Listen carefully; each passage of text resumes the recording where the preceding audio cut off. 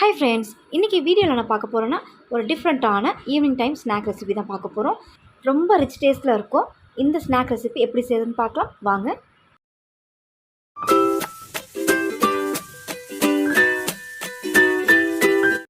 Mixing பவுல்னு எடுத்துக்கோங்க.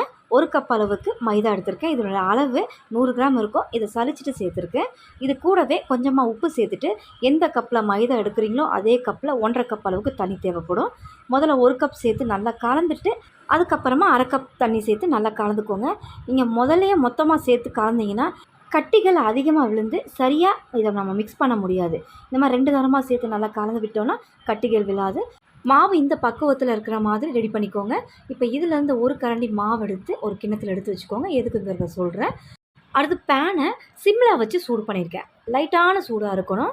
தொட்டு பாருங்கள். தொட்டு பார்த்துட்டு லைட்டான சூடாக இருக்கும்போது 2 கரண்டி மாவு அள்ளி இந்த மாதிரி லைட்டாக தேய்ச்சி விடுங்க. அழுத்தி தேய்ச்சிங்கன்னா திரண்டுரும் மாவு. லைட்டாக இந்த மாதிரி தேய்ச்சி எடுத்துகிட்டு சிம்மில் இருக்கிற ஃப்ளேமை ஹை ஃப்ளேமில் வச்சு 1 நிமிஷத்துக்கு வேக விட்டுக்கலாம். ரொம்ப செவக்கக்கூடாது, மேலே எண்ணெய் எதுவுமே சேர்க்கக்கூடாது. இப்போ 1 நிமிஷம் நல்லா வெந்ததும் இதை திருப்பி விட்டுருக்கேன்.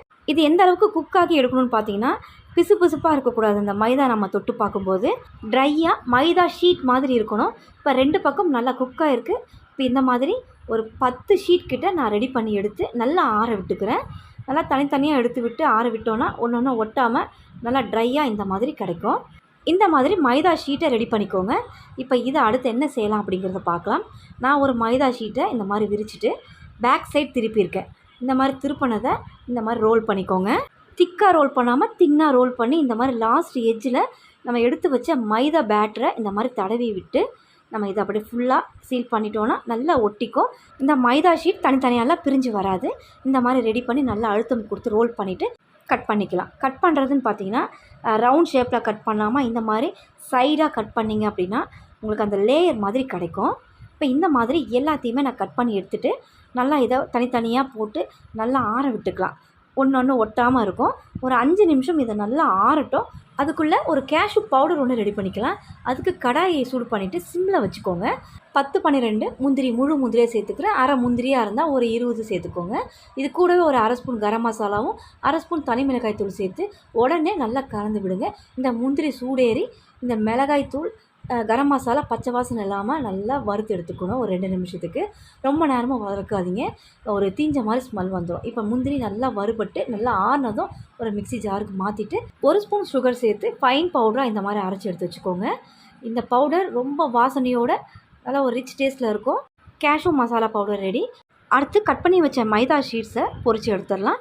நல்லா ஹை ஃப்ளேமில் எண்ணெயை சூடு பண்ணிக்கோங்க. நல்ல சூட்லேயே இதை நல்லா ஃப்ரை பண்ணி விட்டு எடுத்துக்கலாம். எல்லாத்தையும் தனித்தனியாக பிரித்து விட்ட மாதிரியே சேர்த்துக்கோங்க. சட்டுன்னு ஃப்ரை ஆகி வரும். எல்லாத்தையும் சேர்த்ததுமே உடனடியாகவே நம்ம கரண்டி வச்சு மிக்ஸ் பண்ணலாம். கைவிடாமல் நல்லா கலந்து விடுங்க. 3லேருந்து 4 நிமிஷம் ஆகும் இது நல்லா ஃப்ரை ஆகி வர. நல்லா ஈவனாக குக் ஆகணும். நல்லா கலர் பார்த்திங்கன்னா கோல்டன் ப்ரௌனில் வரணும். அந்த அளவுக்கு வர விட்டு இதை எடுத்துக்கலாம். கிட்டத்தட்ட 3லேருந்து 4 நிமிஷம் மிக்ஸ் பண்ணி விட்டுருக்கேன். நல்லா கோல்டன் ப்ரௌனாக வந்திருக்கு. இந்த மாதிரி கலர் வந்தோடனே நம்ம எடுத்துடலாம். இந்த கலர் கம்பல்சரி வந்தோடனே எடுங்க. அதுக்கு முன்னாடி எடுத்துட்டிங்கன்னா உள்ளே வந்து சாஃப்ட்னஸ் தான் இருக்கும், கிறிஸ்பியாக இருக்காது. இப்போ இதை எடுத்து பவுலுக்கு மாற்றிடலாம். ரொம்ப ஆற விடாமல் நல்லா சூட்டில் இருக்கும்போது அந்த கேஷ்யூ பவுடரை ஆட் பண்ணிக்கலாம். கட் பண்ணி வச்சுருந்த மைதா ஷீட்ஸ் எல்லாத்தையுமே ஃப்ரை பண்ணி எடுத்துட்டோம். இதில் 2 ஸ்பூன் அளவுக்கு கேஷ்யூ மசாலா பவுடரை ஆட் பண்ணிக்கிறேன். சேர்த்துட்டு நல்லா மிக்ஸ் பண்ணி விட்டுருங்க. அவ்வளோதான் ஃப்ரெண்ட்ஸ். கண்டிப்பாக ட்ரை பண்ணி பாருங்கள்.